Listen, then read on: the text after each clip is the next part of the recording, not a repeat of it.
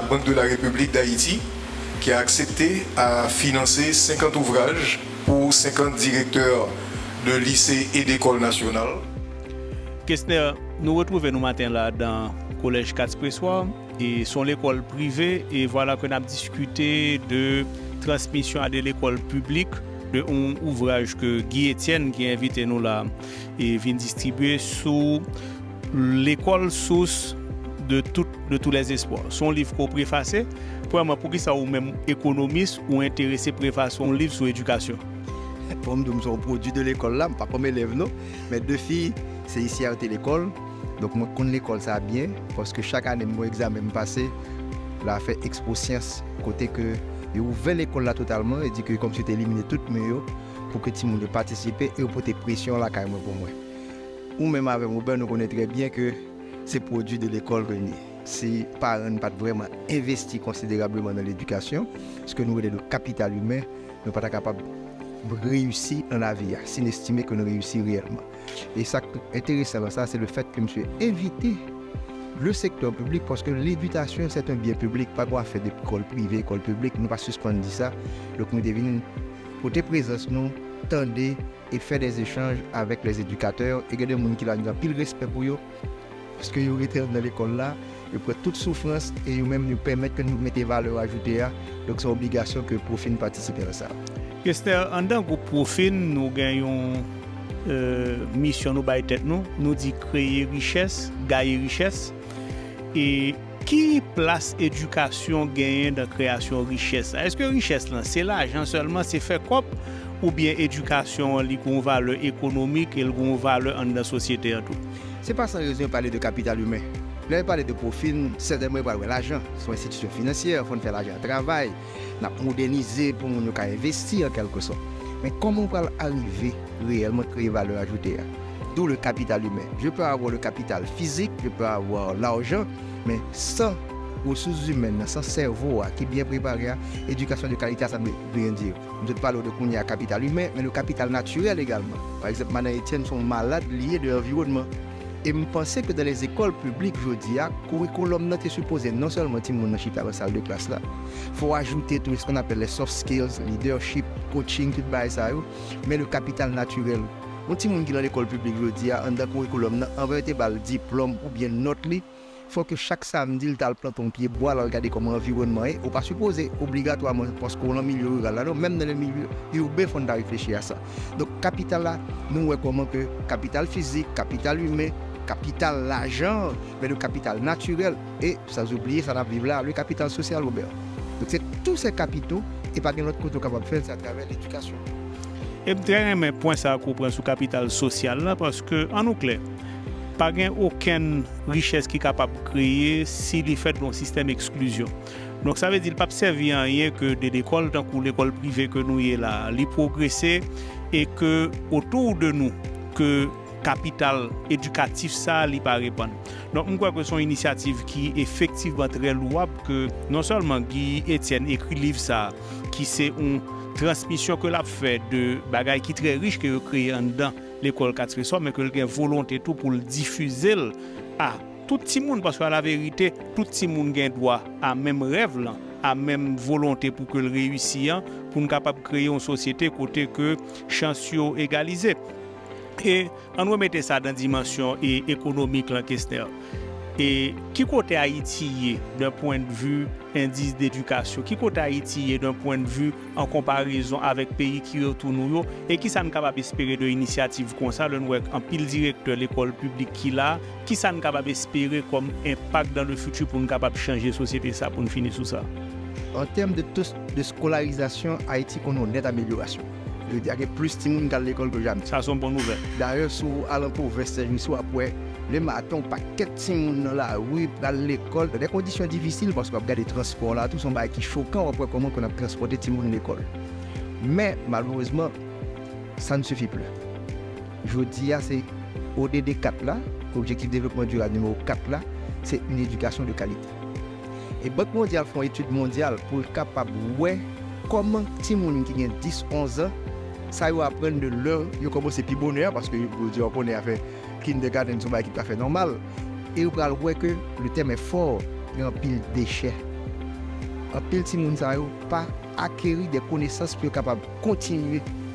Donc, vous imaginez ça veut dire comme conséquence et comme coût en quelque sorte. Tout la nécessité, pas seulement éducation, mais il faut mettre qualificatif qualité. Donc, le quantitatif, oui, mais le qualitatif. Et c'est ça que Guy Etienne a fait là. Ce partage de la connaissance, ce partage du savoir, cette solidarité en quelque sorte. On t'a parlé de capital social, Robert. Si nous quittons l'école élargie, en tout le monde qui prend l'école aujourd'hui, ça ne va pas citer une zone pour ne pas faire discrimination, mais très reculé par rapport à ça que ça a côté là.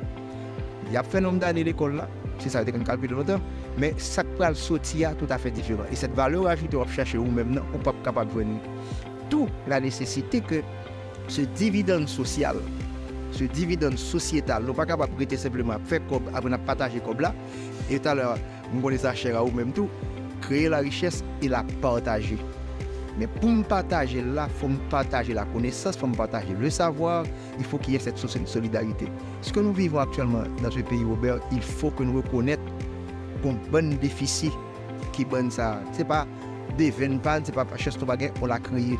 Donc si nous voulons renverser radicalement pour trouver des résultats, il faudra que ça, un samedi matin, dans une plaque, nous faisons semaine de travail, d'une solidarité ça à Guy Etienne avec professeurs d'école publique. Parce que nous avons besoin de préparer pour mettre l'entreprise là. Et c'est ça de demander à secteur privé haïtien. Mesdames, Messieurs, le soutien de la BRH et la vulgarisation de cet ouvrage de prédilection du Dr Etienne au secteur académique, ainsi qu'à la tenue de cette formation sur les pratiques administratives et pédagogiques favorables à la réussite scolaire et à la valorisation des enfants fréquentant les écoles bénéficiaires, revêt de double contexte. D'abord, il s'agit pour la BRH, tel que décrit dans le plan stratégique global 2024 de l'institution, la responsabilité sociale de notre institution, donc lequel définit les grandes orientations de la Banque centrale à travers 6 domaines d'intervention et 17 objectifs, tout en restant conforme à la mission que lui confère la loi du 17 août 1979. Il faut signaler que l'initiative, ça, Banque centrale, Banque de la République d'Haïti supporte, c'est dit qui sponsorise la distribution de livres ça. Et nous très heureux comme acteurs dans le secteur financier que nous venons aujourd'hui avec Profin TV. Ça fait partie de mission nous, pour que nous soyons capables de participer à l'éducation, à l'inclusion financière. Et c'est sans présence nous là. Et il va représenter COP. Il représente une valeur économique, sociale, une valeur éducative et une valeur de partage. Et nous sommes très contents, tout le monde qui peut regarder ces séquences pour voir l'échange qui fait.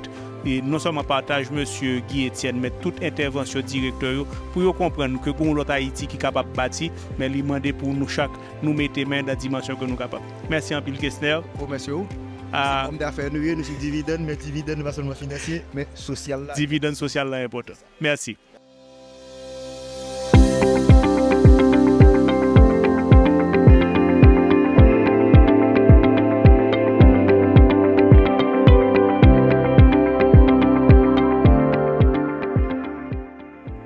Guy Etienne, merci de nous recevoir au Collège 4 Pressoir et surtout d'avoir organisé cet événement.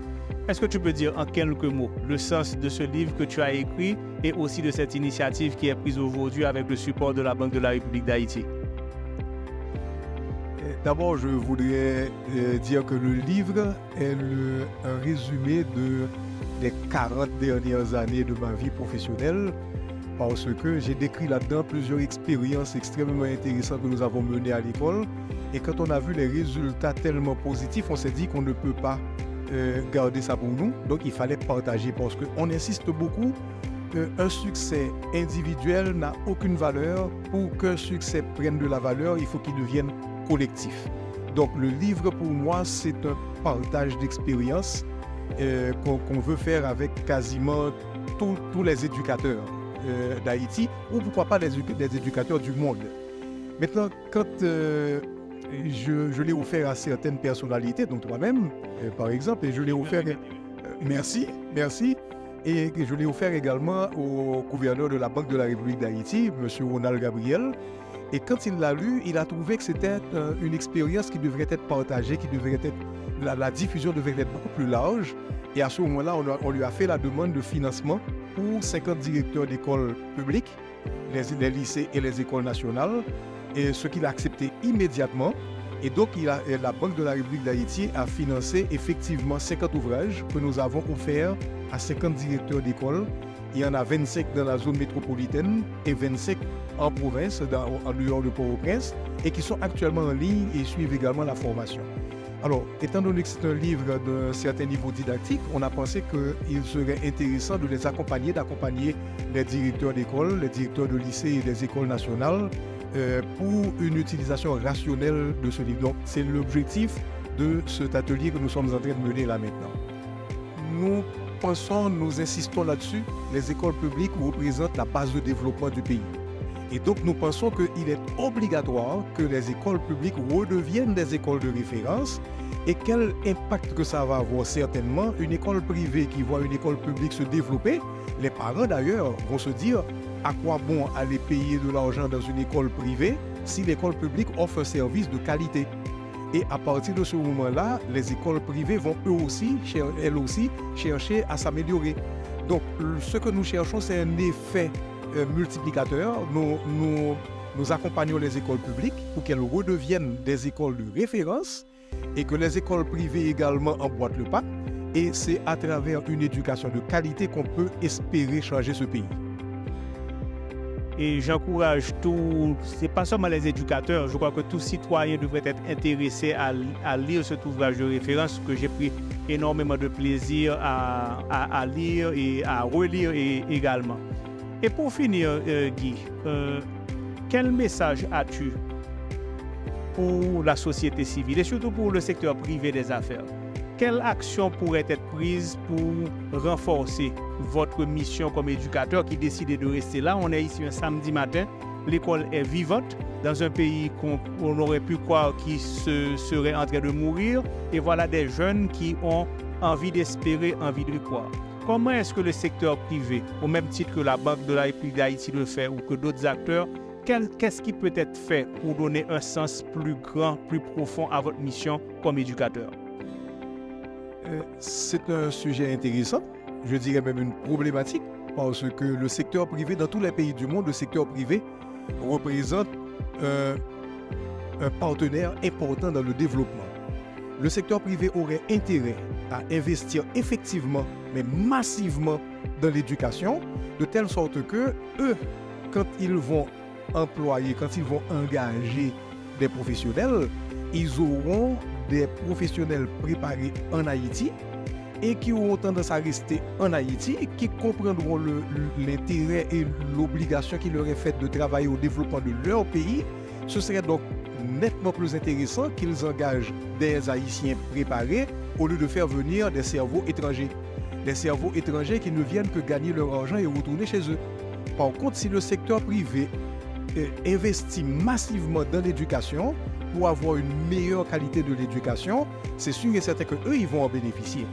Donc, ce n'est pas seulement investir dans l'éducation juste pour investir, mais c'est investir dans l'éducation pour préparer des techniciens, des ingénieurs, de toutes sortes de professionnels et qui, finalement, va faire avancer leur business aussi.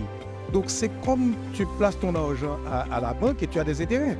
Donc, le secteur privé a intérêt à placer son argent dans le secteur éducatif. Et quel est l'intérêt? Ils auront des professionnels compétents, de qualité, et qui auront leur point d'ancrage dans le pays. Étienne, merci infiniment pour votre sacerdoce, parce que c'en est un, et pour ce sentiment de partage à la communauté qui s'inscrit, et c'est la raison de notre présence ici aujourd'hui, de dire il nous faut encore continuer à créer la richesse financière, mais aussi la richesse éducative, sociale, de capital humain, mais il faut surtout répandre la richesse. Merci de nous donner cette occasion de nous associer à ce geste de partage. C'est aussi l'occasion pour moi de remercier le groupe Profin et Profin TV qui nous accompagne régulièrement dans nos activités à l'école. Et à la création de richesse, j'ajouterai un qualificatif de la richesse collective. Merci beaucoup. Merci.